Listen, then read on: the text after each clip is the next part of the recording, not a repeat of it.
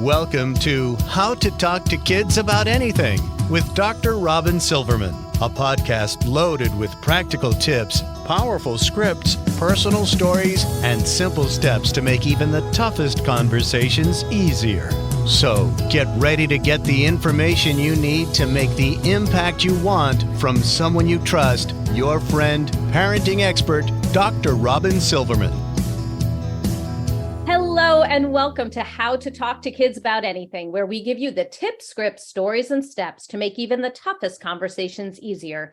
I'm so honored to be your host, Dr. Robyn Silverman, child and teen development specialist, author, and speaker, and most importantly, parent of two great kids who give me the opportunity to love, learn, and grow every single day, whether I want to or not. Believe me, I get it. It's not always easy, but we're in this together, and we have some great people helping us along the way. Now, the tween years are turbulent for many. Research tells us that those kids who thrive have strong connections, show resilience, ask for help when it's needed, and set realistic and challenging goals for themselves. How do we as parents and educators help them to thrive? Do we need to coddle, bulldoze, and pave the way? Of course not. Tweens are more capable than we think. In fact, my next guest writes in her new book, Middle School Superpowers, that middle schoolers and superheroes have a lot in common. We learned that while both these groups get catapulted into an unknown and tumultuous world, they also can develop superpowers that allow them to navigate this jarring journey if we are there for them, and we also give them room to soar. Phyllis Fagell is back on the show for a second time, and she's a licensed clinical professional counselor, a certified professional school counselor, a frequent contributor to the Washington Post and other national publications, and author of Middle School Matters, which she was on for the first time on our podcast. She is a school counselor at the Sheridan School in Washington, D.C., and provides therapy to children, teens, and families at the Chrysalis Group in Bethesda, Maryland. Phyllis also speaks and consults on issues relating to parenting, counseling, and education.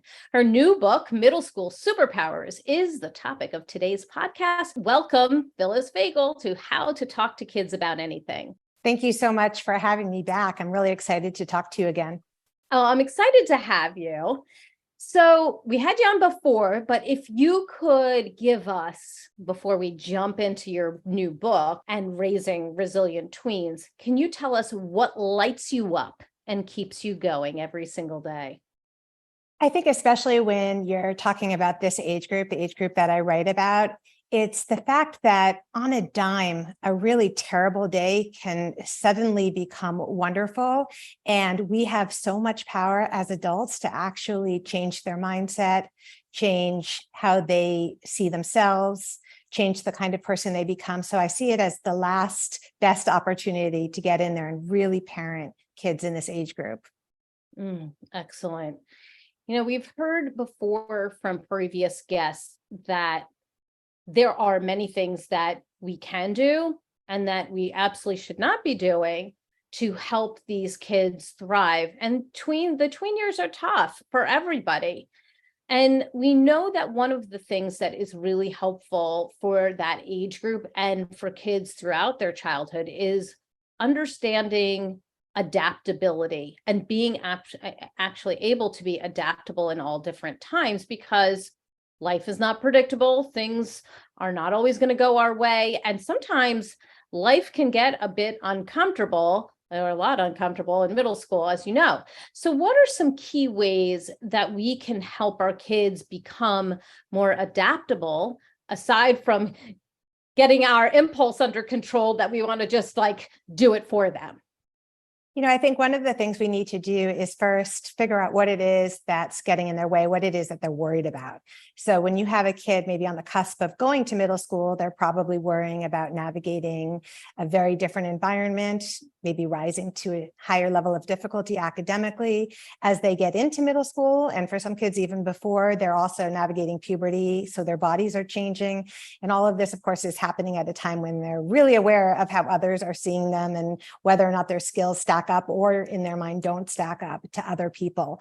So there are so many things we can do to help them deal with that much change internally and externally, one of which is simply getting a good sense of what their questions are and trying to extinguish some of those small fears in ways that we can, often through exposure, taking them to that new school, having them come up with a plan for what they're going to do if they get lost, helping them figure out who they might already know and maybe some of the pros about meeting new people, and then really authentically acknowledging what they're leaving behind. For a lot of kids, moving from those really warm, supportive elementary years to that bigger environment is really, there's a sense of melancholiness about it. They feel like they're leaving childhood behind. I think parents often feel that as well. Parents are less sure of their role too.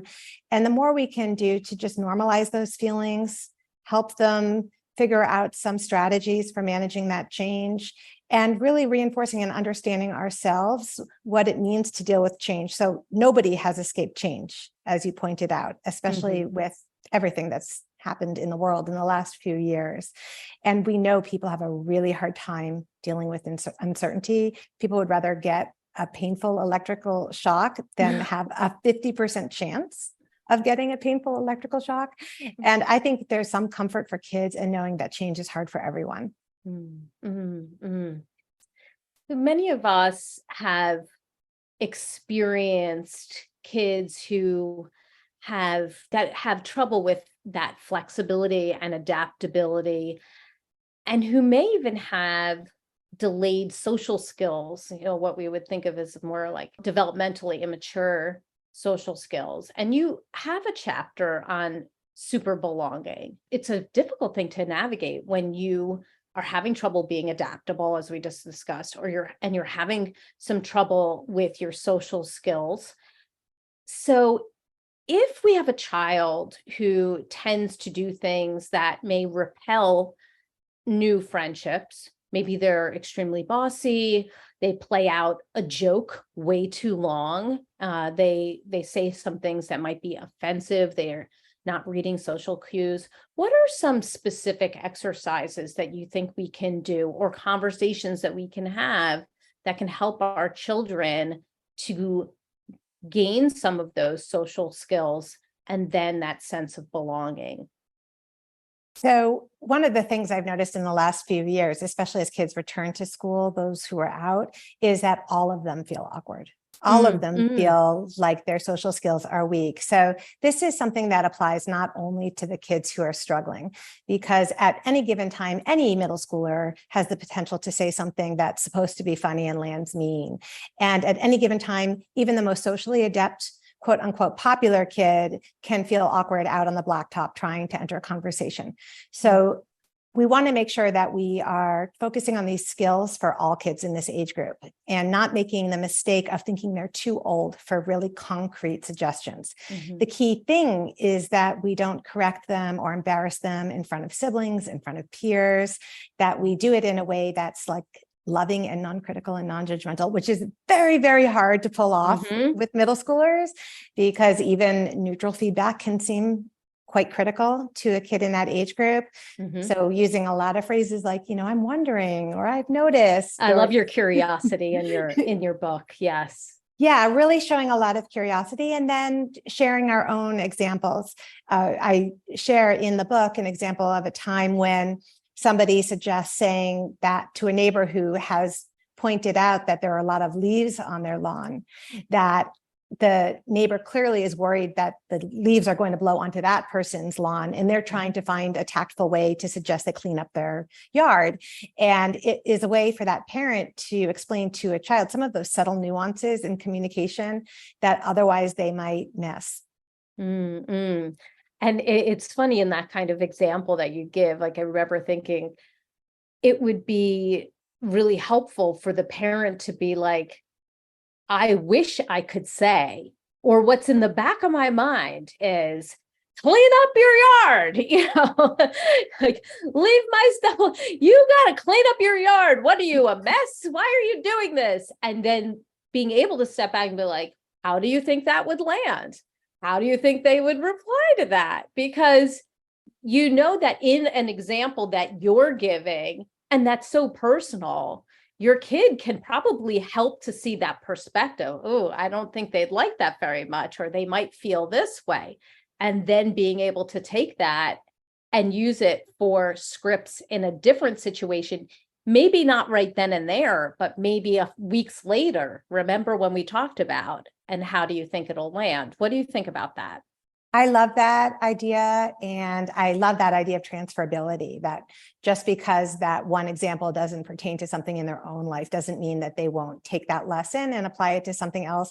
Kids are listening to everything that you're saying, and they are grateful, actually, even if they don't show it in traditional ways, they're really grateful to have a strategy, a plan of attack. I had a student who came to me, and again, this was somebody who, to an adult observer, seemed to be doing well socially, and I knew was well liked.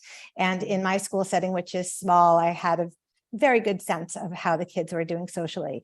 But she felt like she was incredibly ill-equipped to enter a conversation. And so we talked through, what does that look like? Maybe you stand there long enough to listen to what they're talking about. When you have a sense of the topic, then you wait for a break in the conversation so you're not interrupting anyone, and you ask them a question related to something they were clearly showing interest in. And that kid tried this and came back to me and was just flabbergasted that it worked, and so excited that she had this new strategy. And sometimes getting creative can help too. If you have a kid who's really struggling working with the school, I've assigned kids a wing girl or a wing boy, somebody who is really skilled socially and really extroverted, who will help them enter that conversation. And that's, of course, done with enthusiasm from both sides, and done subtly so that nobody's embarrassed. But anything that we can do, especially for those kids who are still very weak in social skills developmentally in relation to peers, to set them up for success is going to be so important. So also making sure we're not inviting over a kid to have, a 3-hour marathon play date if they can barely have a 5-minute conversation. Good point, right? Our expectations need to be reasonable based on the skills that our kids have. Excellent. So I start something that you wrote in your book, which isn't surprising. I mean, I read with a pen and I'm just constantly writing and circling, but I start something that you had written regarding a conversation that you had had with a class about other people's feelings. And you said something like, it might seem counterintuitive, but many years from now, you may look back and wish that you had been less careless with another classmate's feelings. And it's hard to get perspective. But I do know that this is definitely true for my experience, both as someone who has apologized to somebody else in my school, like later on, like, hey, I'm sorry I was being such a jerk back then, and someone who has been apologized to in later years. So how can we help kids to get some perspective on other people's feelings when this stage is often known to be quite self-centered? Yes, and they're all egocentric. So it's not that your kid is a bad person or has bad character. If they're not totally tuned in, they're just still really learning how to take other people's perspectives. And if we simply expect them to have that capacity, then we are not setting them up for success. And so what I talk about in that example and in that chapter, which is on supersight, or the ability to anticipate how your actions today will land or what will happen on the other side of that action. One of the things I do is have kids walk through thinking about, how will I feel about this in 5 days, in 5 weeks, in 5 months? If I do sort of a gut check against my values, is this something that is consistent with what I think is important to me, how I want to show up in the world? And not expecting them to be able to overcome all of that interference, things like jealousy and FOMO and FOPO, fear of other people's opinions. All of that is going to get in the way. They're going to want to do whatever is self-serving and egocentric, but simply helping them pause long enough to do some of that anticipatory decision making so they do have fewer regrets down the line. Even for social media, I suggest that kids sit on their hands long enough to sing the alphabet, just building in some of those the bumper lanes in the bowling alley a little bit. I love that. And I would think that would also apply to things like peer pressure related risk taking, like smoking, drugs or drinking, things of that nature, that when somebody is proposing that they do that, they bring it out at a friend's house, they bring it out, in the back of the woods, that you also employ some of those techniques. Was that correct? Yes. And I think in a situation like that, it's sort of a different kind of anticipatory planning where we want them to imagine that happens before it happens, before they're in that situation. And what are some plausible ways that they could get themselves out of that sticky situation? What are the decisions they would want to make when they're not feeling all of that emotional interference, wanting to fit in and everything else that comes along with being in that age group? And what are some set phrases that they can use in that moment so that they feel comfortable refusing something that they don't want to be a part of? And what are some phrases that you provide for them? So I love to brainstorm those phrases with kids. It will feel much more organic if it comes from them. And this is something parents can do at home with their kids. I've had students say that things like, I have to get up really early for a really big soccer game. I've had them say things like, I'm taking medication and I'm not allowed. I've had them say my parents would kill me. And these are all ideas that kids have come up with themselves. And sometimes it's really hard to say anything at all. And the best thing for them is just to extricate themselves from that situation, and having an exit plan is important too. Having a way for them to reach you in a way that doesn't out them as wanting to leave, but that you can either pick them up, or if they're old enough, put them in an Uber, have them order an Uber for themselves with the assurance that they're not going to get in trouble. Okay. Right. So that might be one of a special code word, a special code symbol, or I feel sick. My stomach is acting up. Didn't I have that doctor's appointment? Whatever it might be, right? It could be anything. I had one kid tell me that his code word with his parents was, "Hey, can you order pizza?" There you And go. it was totally unrelated to the Yes. situation. Love it. That is awesome. So you and I both wrote about mistakes. It's hard not to when it comes to, both parenting and kids, right? I mean, mistakes are just part of our life. And we also both talked about teaching kids to bounce back from those mistakes instead of being swallowed by them. You call this super bounce, which I love. And we've discussed resilience in terms of when bad things happen to us. We've been bullied, we've experienced something traumatic, but what about it for the child who has made the mistakes? They were the one who bullied. They asked for the nude photo. They made the offensive joke. How can they engage in super bounce to thrive? So first, we need to make sure that we are giving them a runway back to being the kind of kid they want to be, and recognize and acknowledge that all kids want to be good people. They want to do the right thing, and all kids make mistakes. And really communicating before they're making really serious mistakes that we expect them to make have those poor judgments along the way, and that we need them to be honest, and that we will help them in those situations when they occur. Sometimes what happens is kids have so much shame that they get stuck and they can't learn, or they can't acknowledge what they've done. They won't own their part.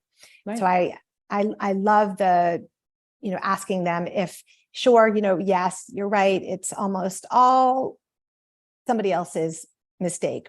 They made you do it, or you felt like you had to. But if you were to change one thing that you did in that situation, what would you change? Or looking back on it now with the benefit of hindsight and how it turned out, is there something that you wish you had done differently? So that we are ensuring that they are learning from that mistake that they made, and that we are giving them a way to also make amends with that person that they might have harmed, in the case of maybe pressuring somebody to send a nude picture or something that they didn't want to send.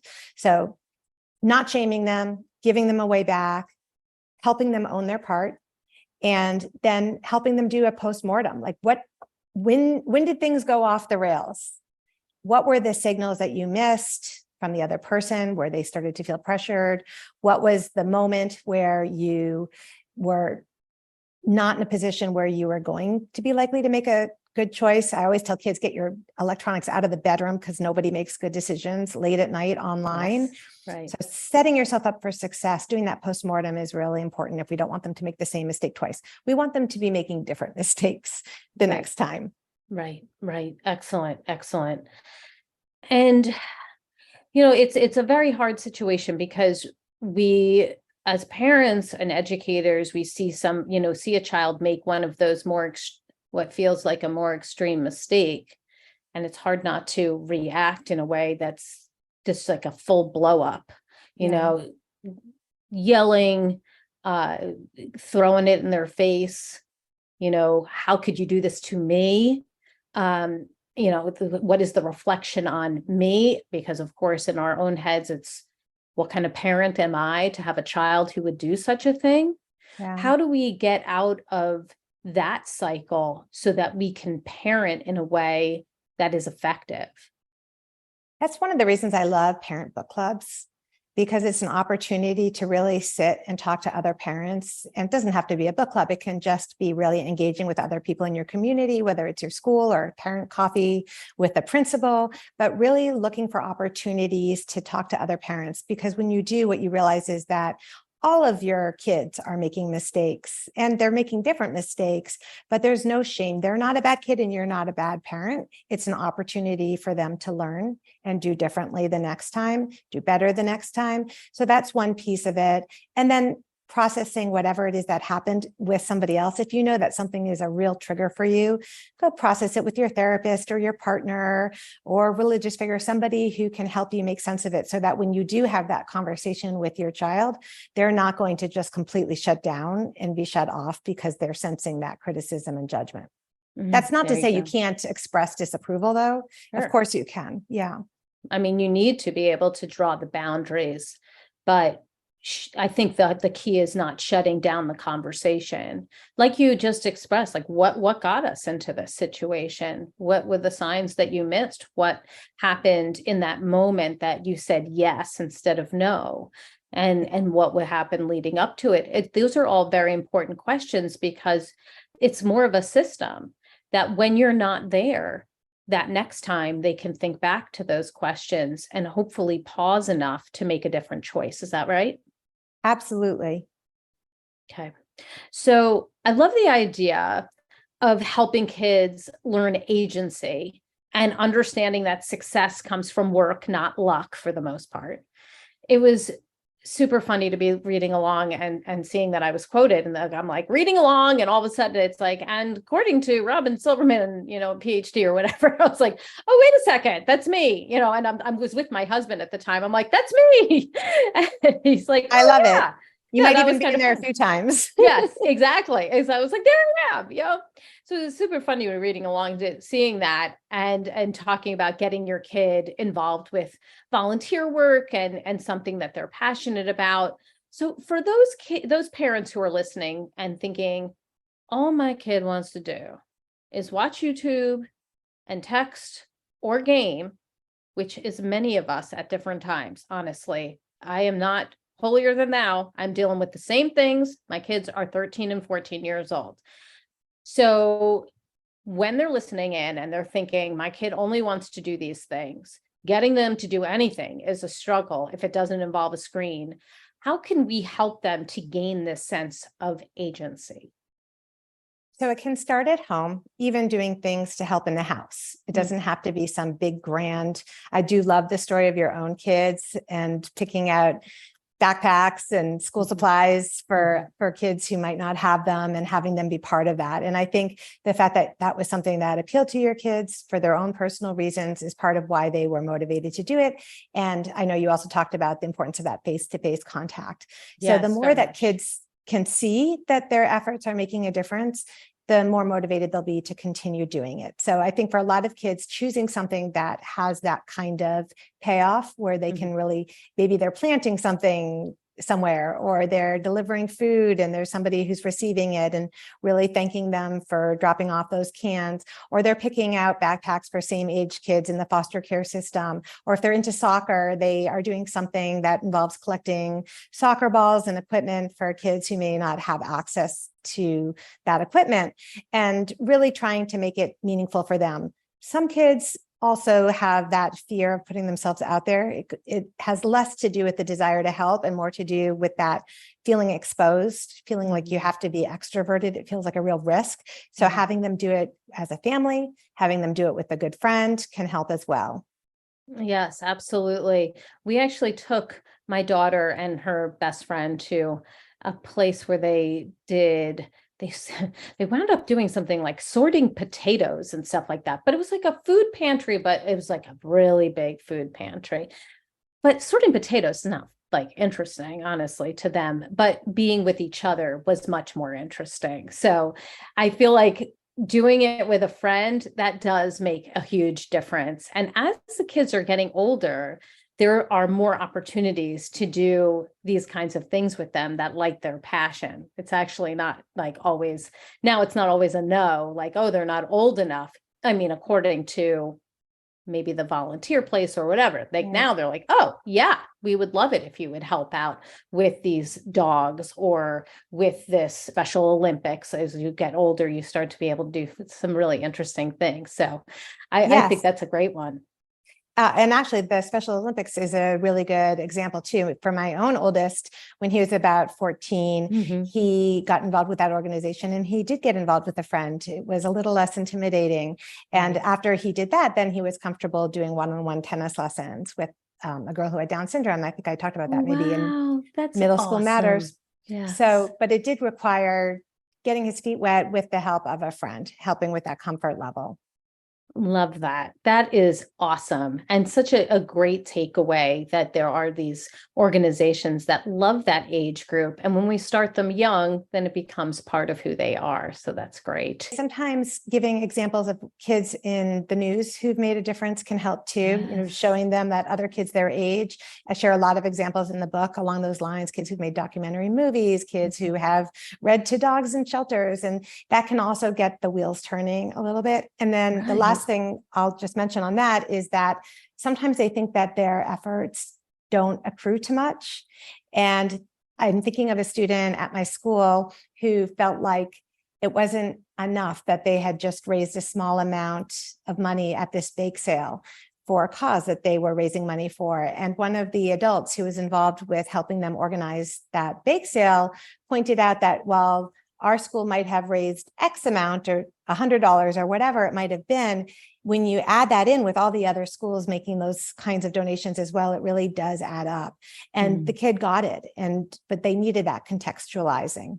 Yes, absolutely. I also find it fun when people can say, you know, $100 at this organization, and I'll ask these questions when I'm working with an organization. It's like, what would $100 give you?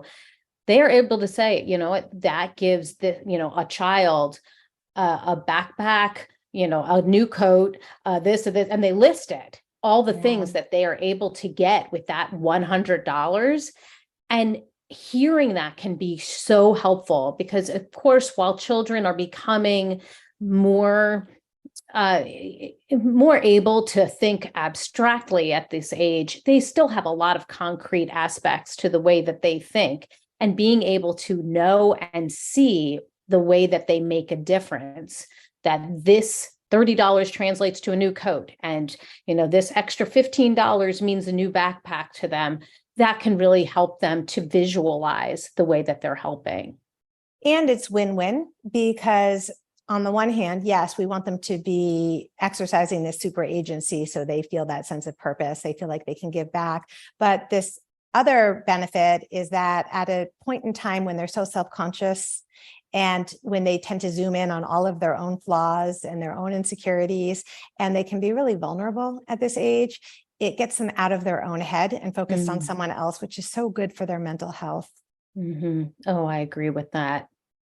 Well, give us your top tip After listening to what you've said today and reading your book, what would you hope a parent or educator would come away with so that they can help to light up these superpowers and engage their kids so that they become resilient and thrive?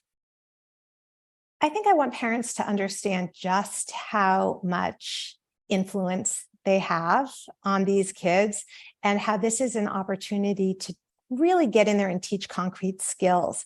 I think often we err on the side of thinking a kid is depressed or anxious and sending them for mental health treatment, which, not that I'm opposed to that, it pretty much benefits everybody. But often it's a lower hanging fruit that we want to be looking at. It's executive functioning skills, it's anticipatory decision making, it's social skills, it's understanding that how to set boundaries, it's understanding the difference between funny and mean. All of these things that are really skill-based can lead to that insecurity, can put them in a situation where they're lonely. And if we can target that, and as parents, we have so much opportunity to do that, we can turn out these resilient kids. That's awesome. Thank you so much. Give us the resource of the week. Where can we go to get more information about you, your book, and the great work you're doing? Sure. My website is phyllisfagell.com, and there are links to many of my articles there and a link to the book, the new book, and my last one, Middle School Matters. And I'm on social media as well, LinkedIn, Twitter, Instagram. I don't know, we'll probably have like Blue Sky and Threads, and who else? Threads is new. Yes, exactly. Threads is new as of today. Yeah. So throw it all in. Yes, P. Fagell absolutely. on those sites as well. Okay, well, we'll be providing all of your information on the show notes. So those of you who are running around, driving around, whatever you're doing, we got you. We're going to have all those links ready for you. And the show notes will be there as well. And I just want to thank you so much, Phyllis, for all of the wonderful things you've said, how you've taught us. It's always so enlightening to talk to you. You have such good ideas. And because you work directly with kids, you really have such good stories and ways to apply your strategies firsthand. And it's very helpful for all of us. Thank you. Thank you for having me. And I'm looking forward to reading your book too. Oh, thank you. This is exciting. We both have great books coming out. That is very, very exciting. And I'm so glad to share this 2023 and this new book business coming out for 2023. So exciting. That was Phyllis Fagell, Middle School Superpowers, Raising Resilient Tweens in Turbulent Times, available everywhere now. I've got my takeaways, and sweet friends, I know you have yours, so let's discuss them. Come up to Facebook, go to the Dr. Robyn Silverman page, or let's chat about it at drrobynsilverman.com or twitter.com. I'm at Dr. Robyn. I'm also on Instagram, and I'm sure all over these other places will provide the links. And if you love this podcast like I did, I hope you'll go up to iTunes and rate and review it so other people can learn about Phyllis Fagell and all the other wonderful podcasts that we have up there. And if they could use these strategies in their own homes, what a wonder that would be. I truly appreciate it. That's all the time we have for today. My fellow parents, leaders, and educators, thank you so much for tuning in to How to Talk to Kids About Anything. For more information about my new book, about articles, speaking engagements, or curriculum, if you want to bring me in, please visit drrobynsilverman.com. There's so many great podcasts up there, in the show notes to this podcast will be up there as well. I look forward to weathering the storms and enjoying the sunny side of life together. And please remember, even on the days when you fall short, you've got this. You're here. You're getting the information you need. You probably heard something today and you said, whoops, I messed up. I didn't do that right. I didn't have that conversation. Oh my goodness, my child did this and this is what I said. And I know that was not the right way to go. That's okay. We all make mistakes. That's what we come away with, right? Never forget there's always tomorrow, and parenting typically provides a do-over every day. Every day we get it.